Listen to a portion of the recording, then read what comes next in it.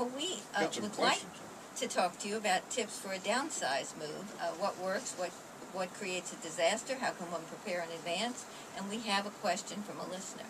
Okay. Do you want the question first, or do you want to just ask? Well, why don't we go ahead and start with the question first?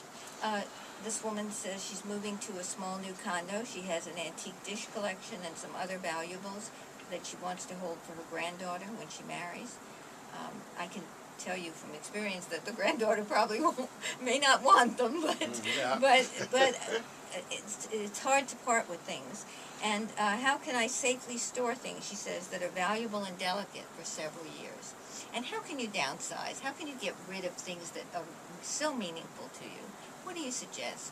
Well, the biggest component to this, as with anything, the three most stressful things we do in our lives is, number one is death, number two is divorce, and literally number three is moving. Yes. Mm-hmm. So it is an extremely stressful time for everyone involved. And the biggest key is planning and making sure that the company you're going with, meets certain criteria. They're licensed and insured. That is huge because, there are, especially with the economy where it is, there are a lot of rogue movers out there that don't have insurance. And if they don't have workers' comp insurance and they're, hey, you may have gotten a great price on the move, but if one of those guys twists his ankle going down your stairs, you're in for a heck of a lot. Yeah, it's gonna come right back to you, and that's happened plenty. So our states, fortunately, both Georgia and South Carolina, do a great job trying to vet out the rogue movers. But really, with the budget concerns that all of the government agencies have these days, they just really can't do it based on how many people are jumping in, renting trucks, and trying to move people to make a buck.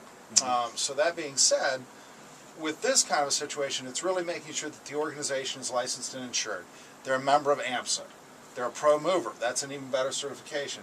And especially with the web today, these days, you can go on and look at the reviews. Maps.google.com.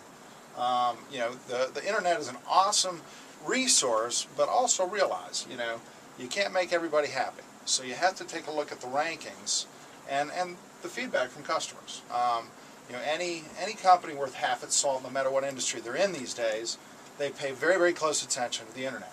But she wants to store things safely that are valuable. Yes. You also would want to look. I always recommend, whether you're moving to somewhere, from somewhere, try to keep the same company in possession of your goods.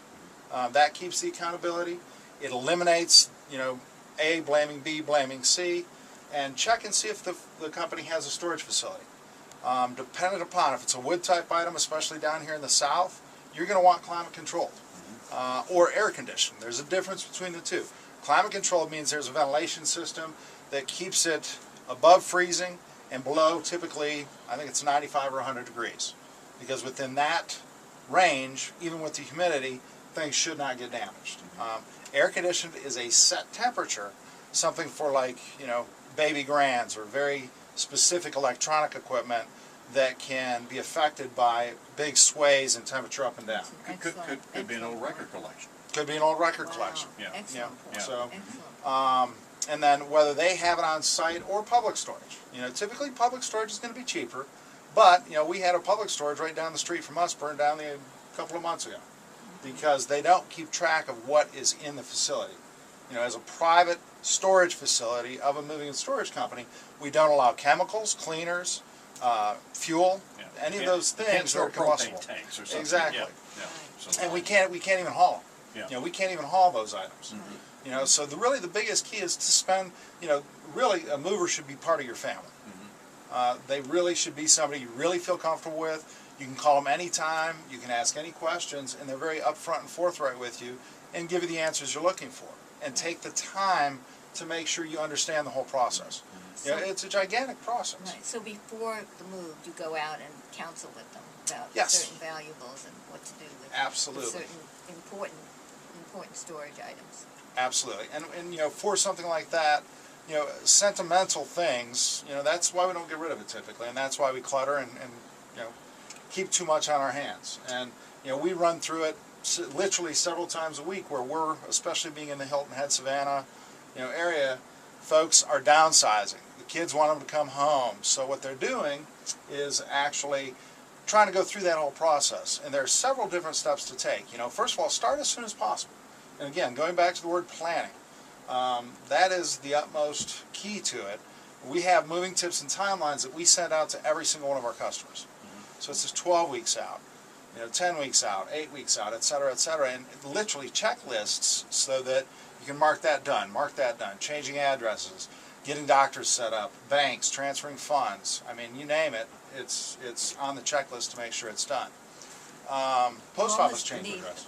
A moving counselor to Well, work with and them. actually, there are moving counselors that we partner with. We have partners with everything from builders to, we're a member of the Home Builders Association, the Chambers of Commerce, any component that can help facilitate an overall experience for the customer, because that's really how you have to go to be very, very successful these days. All right, we're talking with Eric Weerd, local owner of All My Sons Moving and Storage.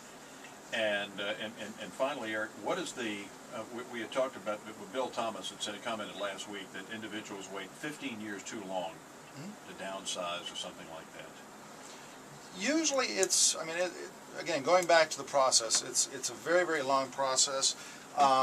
Usually what I recommend to get started is when you think, it may be a year or two out. Typically, yes, we all wait because we want to keep that independence.